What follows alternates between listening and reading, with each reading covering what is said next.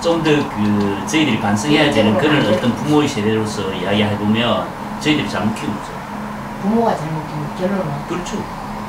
우리가 간단하게 이야기하면 어떤 음식점에 나갔었을 때 아이들 조용히 있으라고 휴대폰 줍니다. 게임 틀어주지 않습니까? 만화영화 틀어주지 않습니까? 그 시간 길어집니다. 결국 그러면 그 애들이 중독으로 넘어가는 겁니다. 그랬었을 때 우리가 잠깐 지금 어떤 시간들을 가지는데 편리하기 위해 가지고 그 애인데 휴대폰을 줬지만 그걸 못 끊어가지고 나중에는 자기 혼자 골방에 틀어박혀 가지고 하루 종일 하고 게임장 같은데 PC방에 가보면 옆에 컵이 이래 쌓여져 있습니다. 과자 봉지가 이래 쌓여져 있습니다. 이야기 들어보면 하는 애들은 매일 온답니다.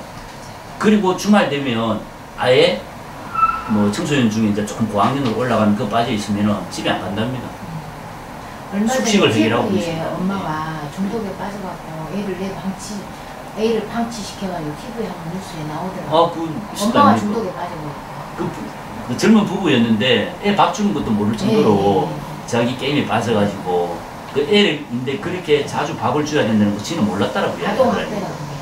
아동학대 되는 거죠. 주제를 잘 벗어났는데 이제 직접 해서 이제 5060 세대의 중독 보시고 나쭉 한번 읽어봤거든요. 그래서 이제 중독이라고 하면 저희들이 이제 질병이라고 이제 이야기하는 게 5대 중독으로 있는데 알코올, 도박, 마약, 인터넷, 게임 등이 대표적으로 되어 있습니다. 그래서 이 중에서도 이제 우리가 일상생활에서 볼 수 있는 게 쇼핑, 운동, 그리고 5, 60대들이 가지고 있는 게 일중독도 상당히 심한 부분이 있습니다. 저 역시도 그 세대에 속하지만은 이런 부분에 있어서 저희들이 좀 삶의 질이 좀 많이 떨어지는 것 같습니다. 그래서 그건 좀 개선해야 됩니다. 저희들이 유럽 문화를 보면 유럽에는 주중에는 각자의 맡은 일을 열심히 하고 금요일 저녁부터 일요일 오후까지는 가족의 시간이고 가족들과 대우를 가지는 그런 어떤 시간들이 쫙 짜여져 있답니다. 그 사람. 전체적으로 이제 그 표에 있다시피 2017년도 같은 경우에 보면 알코올이 우리가 술을 먹으면은 저 사람 좀 위험하다라고 하는 게 한 1000만 정도 되고, 저 사람은 중독이다라고 이야기하는 사람들이 한 200만 정도 됩니다. 그리고 저 사람은 치료가 반드시 되어야 되고, 하지 않으면 일상생활을 하지 못하는 부분들이 22만 명 정도가 됩니다. 그래서 이 부분들의 사람들에 있어서는 저희들이 알코올에 대한 부분들이 좀 더 사회적으로 이슈가 되고, 인식들이 달라져야 되고, 알코올에 대한 부분들이 병이라고 생각해줘야 되는데, 자기 개인의 어떤 노력, 자기의 어떤 성격, 자기를 컨트롤하지 못하는 부분들을 치고하고 있기 때문에 그 부분들은 저희들이 조금은 좀 더 관심 갖고 치료를 하는 쪽에 케어를 해줘야 될 것 같습니다. 근데 이 남자분들이요, 예? 병원에 가면 이제 몸이 아파서 병원에 가잖아요. 예? 술을 드시지 마십시오 하는데 예? 내가 술까지도 못 먹고 어떤 재미로 무슨 재미로 사느냐 이렇게 대답하시는 거예요. 맞습니다. 그것도 중독 아니고. 그래서 이제 우리가 중독자들하고 상담을 해보면 첫 번째, 자기가 현재 있는 위치를 파악 못하는 겁니다. 자기는 정상인이라고 이야기해요. 네, 그렇죠. 그래서 우리가 객관적으로 어떤 설문지를 준다든지 자가 진단을 할 수 있는 그런 어떤 설문지를 통해서 진단을 해보면 중독자의 어떤 그런 어떤 사항들이 많이 보임에도 불구하고 자기는 중독 아니라고 이야기합니다. 다음 먹을 때까지 나는 컨트롤 할 수 있다라고 이야기하는데, 저희들 쪽에서 이제 상담 쪽에서 하는 이야기 중에 하나가 첫 잔을 마시기에는 굉장히 어렵다라고 이야기해요. 근데 첫 잔을 딱 마시고 나면 20잔이 쉽다라고 이야기합니다. 첫 잔 마실 때는 이거를 마실까 말까, 이걸 마시면 내가 어떻게 될까라고 이야기하는데, 한 잔 마시고 나면은 20잔 갈 때까지는 그냥 넘어가기 때문에 20잔이 쉽다라고 이야기합니다. 그러니까 그거는 결국 자기 통제가 안 된다는 거죠. 그러면 선생님, 고위험군은 어느 정도를 마시는 사람이 고위험군에 속하요? 이 부분에 있어서는 저희들은 5, 60대가 전 세계적으로 WHO에서 발표해 놓은 사항을 보면은, 다른 나라에서는 20대에 술을 시작해가지고 5, 60대가 되면 그래프가 내려와야 되고 감소해야 됩니다. 음주자들이. 근데 저희들이 내려오지가 않습니다. 특이한 현상 중에 하나인데, 그 부분들이 보면은 음주에 대한 우리나라가 허용적인 어떤 그런 문화를 이제 보이고 있는 거고, 알코올에 대해서 이제 우리나라가 조금 전에 제가 설명드린 것처럼 출근하는 사회다 보니까 인식도가 낮은 거죠. 그리고 치료를 할 수 있고 지원할 수 있는 그런 시스템이 지자체나 정부 쪽에서는 약하기 때문에 그런 부분들 때문에 이런 현상들이 계속 생기고 있습니다. 그래서 이제 조금 전에 질문하신 것처럼 고위험군이 어느 정도 되냐라고 이야기하는 거는 선생님과 제가 술을 마실 수 있는 양은 다릅니다. 그거를 일괄적으로 사람은 똑같다라고 표현을 할 수 없죠. 당연한 겁니다. 예. 그래서 운동을 해서 건강한 사람들 같은 경우는 좀 더 마실 수도 있는 거고, 여자분들 같은 경우는 남자들보다는 그 술에 대한 반응이 약하기 때문에 술잔이 적고 있습니다. 그래서 이제 WHO에서 권장하는 하루의 그 술 양을 보면 저희들은 상상도 못합니다. 그 소주 한 병, 그게 360ml입니다. 360ml인데 WHO에서 하루에 당신이 얼마만큼 먹는 게 술이 적정하다라고 하는 게 잔으로 이야기하는데, 잔 하나 10ml잔으로 이야기할 때 4잔입니다. 여자는 2잔이고, 그럼 이 10ml라는 게 지금 감이 오지 않지 않습니까? 360ml 보통 우리 소주 먹어보면 7잔이에요. 그럼 한 잔에 한 50ml 됩니다. 우리 소주잔 하나가. 그걸 5등분을 해보세요. 양은 요만큼밖에 안 됩니다. 요거 4번 먹는다는 양입니다. 그럼 여기 적정량인데 우리 술 마시러 가면 뭐 선생님도 그렇지만 우리 보통 한 병씩은 먹고 온다. 360ml 먹고 오거든요. 좀 많다는 거죠. 근데 그거를 이제 어쩌다 마시는 거는 중독이 아니지만 뭐 매일 뭐 안 먹으면 안 돼. 매일 먹고, 그리고 술이 깰 때 술이 생각나면 중독이 시작이라고 이야기하고, 그리고 알코올 관련해서 맨 뒤에 보면 그 검사지가 있는데 알코올 사용 장애 셀프 진단이라 해가지고 11개 항목이 이렇게 나와 있습니다. 요 11개 항목을 조사해가지고 여기서 2개만 해당하면은 알코올에 대한 경증이라 해가지고 해당되는 사항입니다. 그리고 중증도가 4개에 해당되면 중증도가 되고 6개에 해당하면은 심각한 사항이 돼요. 그래서 이제 이 부분들로 가지고 우리가 간단히 할 수 있는 건데, 요거를 우리 학회에서도 쓰고 알코올 관련 기관에서 쓰는데 DSM-5라 이래가지고 DSM-5라고 이야기를 하고 있습니다. 그래서 요거를 사람들이 오면 간단하게 테스트해보고 자기가 여기 해당하는 게 몇 개나 될까 해서 저 사람이 술을 얼만큼 먹고 있다, 인식을 하고 있다, 이 사람의 병이 어느 정도 진행되고 있다는 걸 판단을 하는 기초 자료입니다. 자가 진단하는 설문지입니다. 그래서 이런 부분들을 해보고 그 사람이 술에 대해서 어떤 식으로 인식을 갖고 있고 이 사람이 어떤 상태에 빠져 있다는 것을 저희들이 그 사람에 대한 정보를 조금씩 알아가는 거죠. 그러면 알코올 하시는 분들이 뭐 사회적으로 문제든지 가정적으로 문제가 된다든지 뭐 직장적으로 뭐 소외를 느낀다든지 주로 그런 부분들이 많죠. 그렇습니다. 그래서 이제 주로 그 사람들이 술로 인해 갖고 직장을 잃고 가정을 잃고 사회에서 격리되고 좀 하는 부분들인데, 저희가 이제 하고 있는 일이 이제 경찰 쪽의 일이기 때문에 저희들과 이제 밀접한 관계도 있는 부분들도 있고 해서 출동에 나가보면 술을 한 며칠씩 계속 먹다 보니까 식사를 제대로 하지 않습니다. 그래서 몸에 병을 얻을 수밖에 없고, 그래서 이제 몸이 나빠져가지고 돌아가시는 분들이 많은데, 술을 먹다 보니까 감정적으로 흥분이 되어서 통제가 안 되다 보니까 집에 가서 가정폭력이 많이 일어나고 있습니다. 그래서 아동 학대도 이제 있고 와이프와의 관계도 나빠지고 이래서 결국 이혼하고 나면 자기가 나와서 사는데, 나와서 살면 남자들이 아무래도 자기 소속감이 없고 외로워지니까 우울증이 옵니다. 그래서 우울증이 와서 술을 먹기 시작하면 몇 날 며칠 술을 먹는 거죠. 그래서 가서 신고해서 가서 쳐다보면 안타까울 정도로 풀어져가 있습니다. 그냥 화장실 그대로 쓰러지게 되고 토해. 저희들 같은 경우에도 뭐 대부분 세대들이 이제 가장 이제 못하는 부분들이 일에 너무 이제 치여 있다 보니까 스트레스 풀 수 있는 그런 공간들이 사실은 있었어야 되는데, 그걸 이제 잘 하지 못하는 부분들이 굉장히 많습니다. 그래서 자기가 취미생활을 할 수 있고 놀이문화를 만들 수 있고 자기가 놀 수 있는 거리를 만들어서 놀아줘야 되는데, 그걸 못하다 보니까 스트레스를 푸는 방법이 술로서 다 해소하는 거죠. 가장 가까이 접할 수 있으니까. 크게 이제 우리가 중독자들에게 치료를 요했을 때 그걸 도와줄 수 있는 기관이 중독관리통합지원센터하고 정신건강복지센터 2가지가 있는데, 여기는 그나마 시스템이 체계적으로 되어 있고 객관성이 있어서 그 사람들에게 인권도 생각하면서 끌고 갈 수 있는데, 사립에서 하는 그런 부분들은 인권 유린들이 많아가지고 지금은 좀 힘든 그런 부분들이고, 그 관리 비용이 너무 많이 드니까 그걸 부담을 하지 못하고 있습니다. 만약에 금연 중독자들은 보건소에서 합니다. 네, 보건소에서 금연 중독자들은 하는데 알코올 중독자들은 가족이 알코올병원에 넣지 않는 한 안 됩니다. 그게 이제 두 가지 방법이 있습니다. 자의로 이제 병원에 가는 방법이 있고 타의로 이제 가는 방법이 있습니다. 자의로 가는 거는 내가 알코올 중독이라고 인식을 해서 자기가 스스로 걸어가는 거는 비용이 뭐 어떻게 하든간 지출돼야 되는 부분들이고 지출되는 것까지는 좋은데 사람에 대한 어떤 피해가 없지 않습니까? 타의에 의해서 가는 부분들은 남을 해할 수 있고 자기를 해하는 경우에 뭐 여러 가지 소란을 피워서 이 사람은 약간의 격리가 필요하겠다라고 이야기하면 가족의 동의를 받아서 보내는 방법들이 있습니다. 그래서 이제 그런 부분들이 갔었을 때 그 사람을 치료를 받고자 하고 그게 전문 요원들이 나와 있습니다. 뭐 중독 전문가도 있고 사회복지사도 있고 의사도 있고 임상 때문에 의사들도 있고 한데 그분들과 대화를 해서 자기가 중독이라고 인식을 가져줘야 되는데 그 인식을 안 가져가는 부분들이 굉장히 많습니다. 그래서 알코올에 보면 알코올 중독자들 모임이 있습니다. AA라고.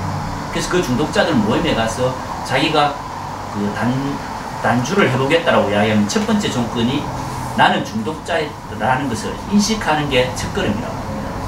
내가 중독자가 아닌데 이런 교육을 왜 받아라고 이야기하면 필요 없는 거예요. 그래서 첫걸음이 나는 중독자다. 치료를 받아야 되겠다. 본인이 중독자라고 인식하기는 굉장히 이게 힘든 일이에요. 잘 안 하고 잘 인정 안 하거든. 그래서 이제 우리나라가 정신질환을 가졌다라고 이야기하면 사회의 어떤 편견들이 심하지 않습니까? 하나의 병밖에 안 되는 건데 정신질환이면 정말 미친놈이라고 이야기하다시피 그 질병 코드가 있습니다. 알코올 중독자들 같은 경우에는. 그럼 저건 병입니다. 근데 저게 질병 1급에 해당하는 병입니다. 알코올 중독자가. 그렇습니다.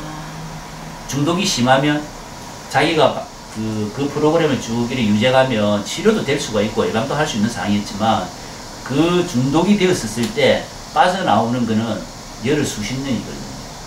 그래 제가 아시는 분의 남편이 예. 인물도 참 좋은데 알코올 중독자예요. 예. 그래서 병원에 넣었어. 예. 가족들이 병원에 이제 아이들도 다 어리고 이러니까 예. 병원에 넣었는데 예. 가면은 이제 그 한 번씩 이렇게 그 면회를 가잖아요. 예.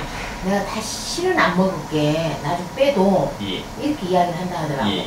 그래서 빼준대요. 예. 빼주면 다시 와서 다시 먹는다 하더라고. 나중에 결국 안 돼서 그냥 행렬병자로 날아갔다대. 그래서 행렬병자. 그러고 행렬병자로 해서 이제 다시 또 들어가는 거예요. 맞습니다. 예. 잘 안 되나 봐요, 그런 게 치료가. 어렵습니다. 그게 이제 하나의 사례를 이야기해 보면 그래서 상담을 이제 했던 케이스 중에 하나였는데 60대 중반의 어르신이었는데 술이 심해가지고 가족과의 갈등 때문에 굉장히 괴로워하고 있었습니다. 그래서 이제 상담을 갔었는데 아들이 이제 굉장히 혼났던 모양입니다.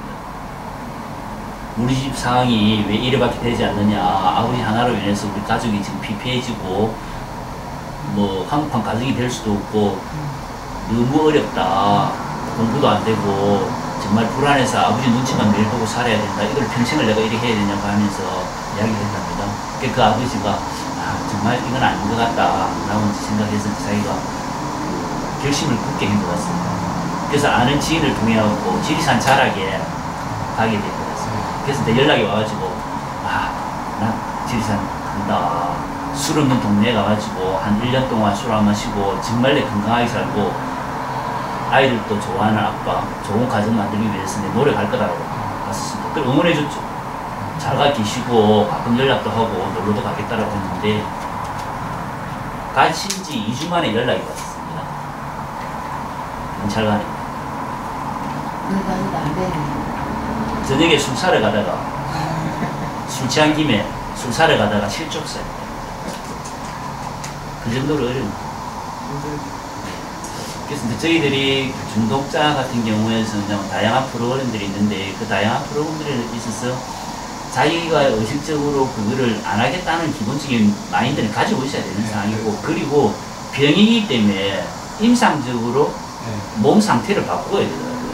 그래서 그 중에 가장 간단하게 이야기해보면 우리가 이제 내성이라고 이야기하는데 그 사람의 어떤 그 한 잔을 술을 먹어서 내가 좋은 기분을 가지고 좋은 상태가 되었는데 나중에는 이거 2잔 먹어야 그 상태를 유지할 수 있답니다. 기분 좋은 상태의 수위를. 2잔이 3잔 되고. 그렇지. 3잔이 4잔. 맞습니다. 그게 이제 내성입니다. 그래서 이제 그런 부분들에 있어서 자기가 먹어서는 안 된다는 걸 알아줘야 되는데 그걸 찾다 보면 계속 빠져가 들어가는 거지. 그래서 술 양이 늘어나고 생활이 안 되고 자기 이제 몸으로 병이 이제 간 쪽으로는 좀 무리가 제일 많이 가겠지. 간 네. 질환이 오기 시작하면 나중에 간암으로 해서 돌아갈 수밖에 없는 그런 부분. 근데 선생님 이런 얘기도 있어요. 술은 한 잔씩 마실 수 있지만 담배는 백해무익하다. 예. 이런 얘기인데 담배도 일종의 중독 아닙니까? 중독이지. 근데 저는 이제 제가 이렇게 질문을 드리면은 아주 뭐 초등학생 같은 질문이겠지만 예. 우리가 TV 같은 데서 보면 그 폐가 막 완전히 다 망가진 쪼그라진. 너무 그냥 예. 그 징그러운 모습을 볼 수 있잖아요. 예. 담배로 인해서. 예. 근데 왜 담배를 파는지. 좀 이제 그게 이유를 배반적인 어떤 그런 부분들이 많은데 네. 결국 이제 자본주의 사회다 보니까 세수를 걱정할 수밖에 없는 사람들 아닙니까? 그래서 미국 같은 경우에는 그 말보로 담배를 평생을 피웠던 사람이 말보로 회사를 상대로 해가지고 소송을 제기했다니까. 맞아요. 그때 한번 TV에 나왔어. 뉴스에 나왔어. 손해배상 받았죠. 그래서. 피해사에서. 그 우리나라는 아직 그 정도는 아니지만 사실은 그 간접 효과로 요새는 담배 케이스에 보면은 그 피해로 인해서 뭐 여러 가지 있는 부분들을 쭉 이렇게 사진을 찍어서 같이 이렇게 올리긴 합니다. 그거 이제 매 보다 보니까 완성화되어서 담배 인구 처음에 뭐 담배값이 뭐 2,500원에서 5,000원에서 뭐 쭉쭉 이렇게 올라갈 때 우리는 담배 안 필 거라고 생각했다. 지금 똑같은 수준에 와 있다. 담배 가격만 올랐지. 그래서 그 정도로. 그 나라만 부자시킬 정도예요. 그렇습니다. 올라가지고. 예. 그래서 이제 그거를 이제 소비하고 접근하시는 분들이 거기에 대해서 자기 몸이 변화가 생긴다는 것을 인식해줘야 되는데 인식 못하고 있는 겁니다. 아까 음주 이야기 하다 말았는데 기분이 좋아지는 게 뇌 속에는 보면 도파민이라는 물질이 나옵니다. 이 도파민 물질이 한정되어 있다. 딱 어떤 용량이 주어져 있기 때문에 이 쾌감을 찾기 위해 가지고 술을 더 마시고 이러면 이 도파민이 쫙 빠지고 나면 뇌가 쪼그라든다. 그래서 알코올성 치매로 넘어가서 힘들게 된다. 그래서 그런 부분들은 좀 우리가 건강에서 좀 이제 많이 어필을 해줘야 될 것 같습니다. 도파민 성분이 빠져서 쪼그라드니까 다시 찾게 되고 뭐 간단하게 이제 다시 한 번 더 설명해 보면 제가 술을 한 잔 딱 먹으면 기분 좋아지는 게 도파민이 활성화되어서 그렇습니다. 네, 그러니까. 예. 그러면 이거 한 잔 먹었을 때 하는 게 내성이 생겨가지고 이제 두 잔을 먹어야 그만한 그 기분을 느끼지 않겠습니까? 그러면 뇌과학자가 하는 이야기를 들어보면은 이 도파민이라는 게 항아리처럼 어떤 종지에 있는 것처럼 이 물질이 딱 한정되어 있답니다. 그래서 이거를 쫙 보통 사람들은 하루에 한 개 정도 쓰면 이 사람은 하루에 뭐 2개나 3개 쓸 거 아닙니까? 그럼 빨리 소모된다는 거죠. 이게 소모되고 나면은 삶의 어떤 희열이라든지 기쁨이라든지 이게 약하다 보니까 우울증에 빠지는 거고 우울증은 있다 보니까 술로서 또 채우기도 하고 마약이 그렇습니다. 수준은 거의 뭐 마약에 가까운 상황입니다. 그래서 이제 우리가 끊기 힘든 게 마약이라고만 우리가 지금 대화중에 선호하고 있지 않습니까? 그만큼 어려운 게 술입니다. 예. 문제가 되는 게 조류회사하고 이제 결국은 누가 살아남느냐의 이제 이야기인데 저알코올 소주가 나오지 않았습니까? 그렇지. 과실주가 나오고. 네. 저거는 결국 연령층을 낮은 사람들, 여자를 상대로 해서 마케팅이 일어나는 겁니다. 그래서 지금 뭐 저알코올 해갖고 16.7도인가 16도 막 쏟아지지 않습니까? 순하기 때문에 술 먹는 양은 늘어나고 있습니다. 그렇다더라고요. 예. 그게 문제가 되는 거예요. 옛날에 뭐 23도, 24도 할 때는 23도, 24도, 25도까지. 맞습니다. 거기 알코올 중독자들이 2병 마셨던 걸 3병, 4병씩은 막 이래 마신다. 그렇다. 그게 문제가 되는 거예요. 그래서 이제 우리나라에서 이제 저 마케팅 자체를 사실은 이제 주로 예산을 할 수밖에 없는 거지만 국가에서 저거를 예방할 수 있는 중독에 이르지 않게끔 네. 예방 활동을 좀 더 해줘야 되는데 그렇죠. 그런 어떤 예산 편성이 안 돼가 있는 부분들이 많아서 어렵습니다. 우리나라가 이제 다른 나라에 비해서 중독된 나라라고 이야기하는 게 그 도박이 참 많습니다. 합법화되어 있는 도박. 가까이 경륜장 있죠. 경륜장 있지 않습니까? 그러고 저기 가면 경마장 있지 않습니까? 경마장. 그러고 우리 카지노 도박장 열려 있지 않습니까? 이게 다 중독이지 않습니까? 그 부분들이 도박에서는 문제가 될 수 있는 부분들임에도 불구하고 세수를 확보하기 위해서 하는 건데 거기에 대한 예방 활동도 하기도 합니다. 그 기관에 가보면 저도 이제 가서 강의도 한 번씩 가기도 하고 금정구에 있는 그 경륜장 같은 경우에는 주말에 그 경기를 이래 해보면 주차장에 차댈 데가 없이 빡빡하게 옵니다. 맞아요.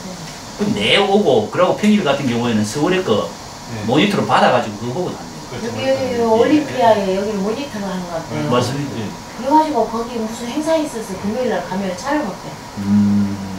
그래서 이제 그런 부분에 있어서는 우리나라가 중독된 사회라는 게 맞는 거죠. 그래서 이제 그거를 개인의 어떤 지구상으로 붙일 건지 국가에서 정책적으로 이거를 관리를 해줄 건지에 있어서는 생각을 해봐야 되는데 그나마 도박 쪽에는 예산이 많이 편성되고 예방 활동들도 많이 하고 있습니다. 대가 부분에서 지자체 소기관에서 보건복지부 산하 단체인데 기관으로 건강개발원이 있습니다. 네. 거기서 이제 했던 행사가 뭐냐면 음주로 인해서 피해가 너무 많으니까 예방 활동을 하자. 그래갖고 음주 피해 예방 교육을 시키는 강사를 교육을 시켰었습니다. 그래서 이제 그런 교육이라도 많이 해서 지금 그 자살 같은 경우에는 기관이나 관공서나 같은 경우에는 연간 교육을 몇 회 이상 몇 시간 이상 이수해야 된다는 게 있습니다. 음주도 해야 된다는 거예요. 음주 하나로 인해서 피해를 받는 사람이 중독자가 생기면 한 사람이 중독되면 23명이 영향을 받는답니다. 가족부터 시작해가지고. 그러면 그 예방 교육을 시키는 그런 부분들이 필수 교육으로 다 법으로 들어가 있어야 된다는 이야기입니다. 제 생각에는. 그래 해서 조기 교육을 시켜서 어떤 피해들이 일어나는 현상들을 보여주고 해야 된다는 부분들이. 부분들 들어가 보면 우리나라에는 심리학회가 있고 중독협회가 있습니다. 그러니까 중독협회 같은 경우에는 지금 말씀하신 것처럼 우리가 5대 중독이라고 아까 말씀드렸는데 그 부분들에 있어서 이 사람들을 어떻게 케어해 줄 것인가, 중독자들을 좀 더 건강한 삶을 살 수 있도록 하고 사회로 다시 나와서 건강한 사회 활동을 할 수 있게끔 끌어내는 그런 일들을 하기 위해 가지고 사실은 만들어져는 있습니다. 만들어져 있는데 그 협회, 사단 협회인데 관리하기가 힘든 거죠. 첫째 예산 잘 안 따라오죠. 두 번째 그런 교육들이 방금 이야기하신 것처럼 그 각 기관이나 학교나 들어가서 할 수 있도록 해줘야 되는데 못한다는 겁니까? 숫자가 적다 보니까 그 숫자가 적음에도 불구하고 인원도 부족하고 예산도 부족하고 그리고 예방 활동을 할 수 있는 곳이 허락해주지를 않습니다. 법제화 되어 있지 않습니까? 내가 가가지고 나 음주 관련 일들을 하고 있는데 학교 들어가가지고 학생들 교육하자라고 이야기했었을 때 음악 뭐 미술 같은데 예능 그거 하지 않는다입니까? 그 수능 때문에 그 얼마나 비페이지입니까? 그 시간 쪼개갖고 그런 거 하려고 하겠습니까?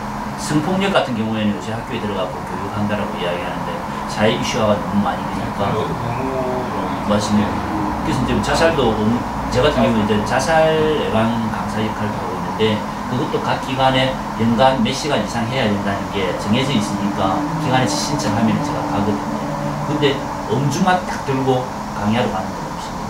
그래서 이제 뭐 얼마 전에 저도 이제 교육을 받긴 했는데 저게 제도에서 법제 제도권 안으로 들어오면 저런 활동도 사실은 해야 되는 거고 그 중독협회나 심리학회나 사회복지 관련 그런 어떤 부분들 전공을 하신 분들이 그 교육을 받아서 사회에 나와가지고 활동할 수 있는 길도 열어줘야 되고 하는 게 맞는 게 맞는